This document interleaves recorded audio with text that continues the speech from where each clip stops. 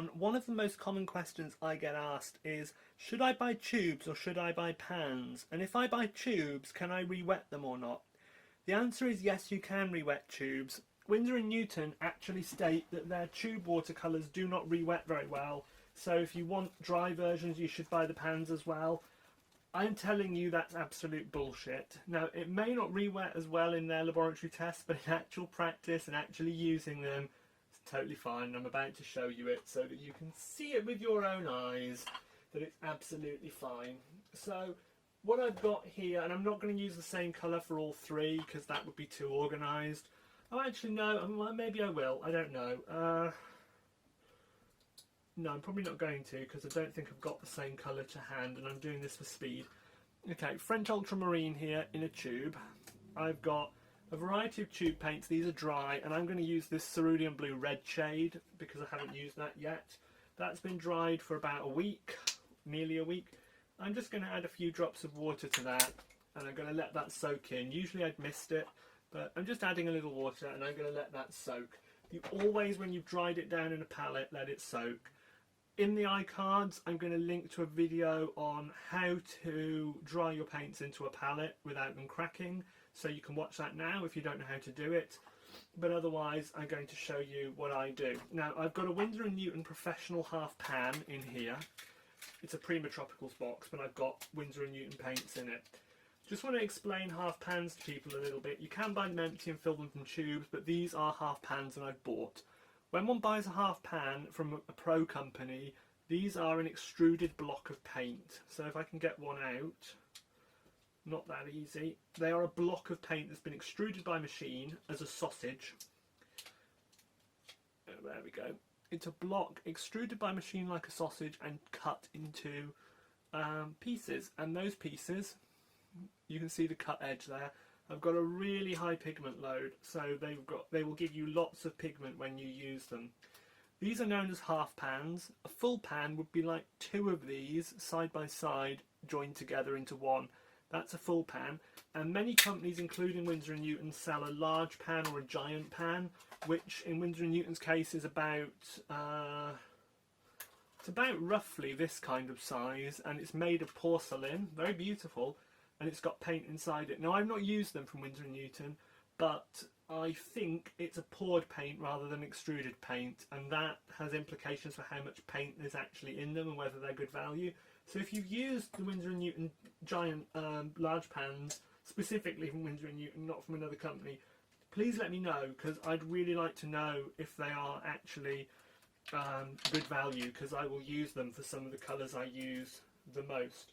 So I'm just going to write on here what I'm actually going to use. So I'm going to put some French Ultramarine out.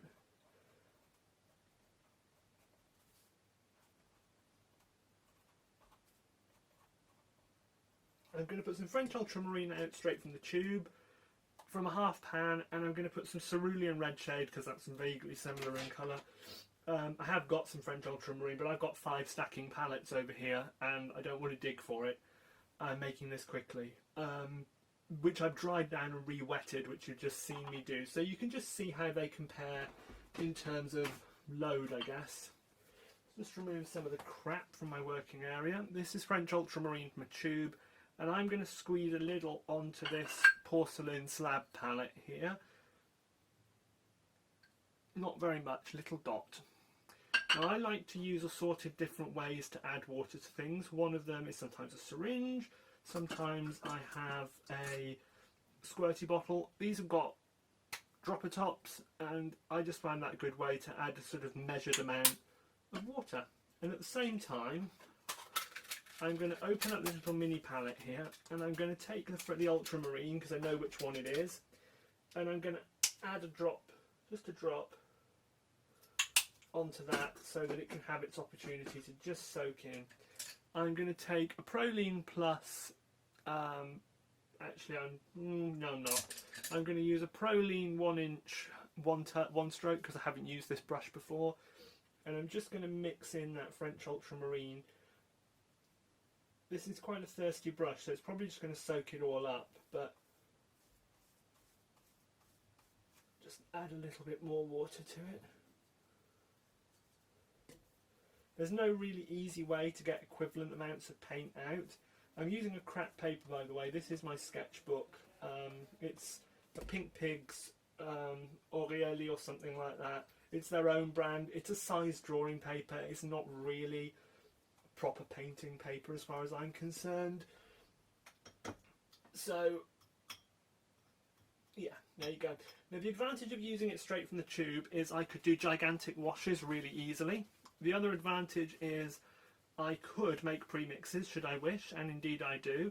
I premix French Ultramarine and Burnt Sienna straight from the tube, dry it into a palette, and I can re-wet that as many times as I like as a pre-mix of a common colour I use. And I do that with a lot of colours, a lot of mixes I use. The other advantage is I can get really vivid colours. Now I haven't here because I haven't used it very strong, but I could have put it on a lot stronger and got a colour way more vivid than I can get any other way. When it's been dried down and you re-wet it, you don't get quite the vividness, but it's actually not far off. In this case it's a little more vivid because obviously I've got more paint than I had when I used that little drop from the tube. I'd had to have used about twice as much to get this intensity of colour. Now excuse this sort of skipping that the paint is doing. That's because this is a really bad paper rather than it being the brush or the paint that's at fault here. And I'll just try and get that as clean as I can. I'm using filthy water, I should say, because it's the end of the week and I haven't cleaned the water out, so I'm very sorry. Now I'll use the French Ultramarine from the half pan. You'll see it's more intense because a little goes a long way when you're getting it from a half pan, because they are actually a bit more intense, but when you're using it from a tube you've got more freedom and you can do different things with it. In terms of how they act on the paper and how they behave, absolutely the same. You're not going to have any differences at all there, so I wouldn't worry about that. So tube if you want to cover large areas, or you want to put it into a palette of your choice, or into half pans and put them into empty half pans and put them into a palette. You can do all of that. So I always have tubes, they give me great freedom. But on plein air I like the convenience of pre-made half pans, because even if I fill one of these with tube paint, it will run out quicker than one that is filled with a half pan that I bought, because the extruded paint has got a higher pigment load. So you can kind of see that the extruded French Ultramarine has got the higher load than when I used it from the tube. And also I really didn't use a lot. This probably should have only gone about this far really to give a great intensity. And then this Cerulean that I dried down from a tube and re-wetted gives great intensity as well. So this could have been as intense if I just put a bit more in. I slightly underjudged how much I needed. So the intensity is the same, the effect's the same, they look the same. There is no difference apart from the tone of the Cerulean because it's a different paint. But these top two are the same thing. One's just got more, one's got less.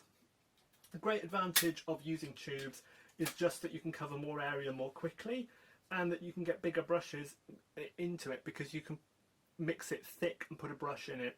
If I wanted to do a big wash from a half pan, I'd have to use a small brush to transfer it onto a palette, add water, and then do it. And what I have seen some people do is take the half pan and scrape a bit off with a razor blade, mash it up with water, and then do their painting out. So it doesn't actually matter, it's really down to what you want to do. If you're going to paint predominantly on plein air and very, very seldom indoors, buy half pans. If you want to paint indoors and you mostly paint small, buy half pans. If you want the freedom of having loads of colours and having them in the palettes of your choice, buy tubes. If you want to paint big, like I do, tubes. If you want to paint really vivid, like I sometimes do, tubes. I don't have, unfortunately, a painting to hand where I've painted, really vivid from tubes, or I would show that to you. But what you can do with tubes is you can basically put tons and tons and tons of paint, make a really thick, buttery wash, and you'll get a really dark blue that almost shouts at you, almost midnighty ultramarine, because you can overload the paper with pigment. You can't do that really from half pans because they will only let you kind of allow, there's a maximum amount that you can actually dissolve off of them effectively, whereas you can load more in if you do it from a tube. So there's the differences. There's no real bottom line, it's down to personal taste, but I would say if, like me, you like lots of colours and you want to have them in your own palettes and do your own thing with them and have the option of painting thick or big washes, tube, If you want to work on plein air or you want to work with a small number of colours, half pans. If you use big brush for some colours, like or you have a few colours that you use an awful lot of, you might want to move up to the full pans. They're like double the size. That means you can fit less of them in a palette, obviously, but you know, you get more of the colour. So if you only work with a minimum palette, or you're a beginner who only works with a small palette, and you just want to be able to have more paint that you can get a bigger brush into, because that's a disadvantage of half pans, I couldn't get that into a half pan. You could use a full pan, and if you want to paint really big with brushes like this sort of size, or there's paints you just use a lot of, you might want to use those giant pans, those really big ones. So there's the options out there, and if you do use those really huge porcelain pans from Winsor & Newton, please leave a comment below and tell me, are they poured or are they extruded, because I'd really love to know. Thanks very much, bye bye.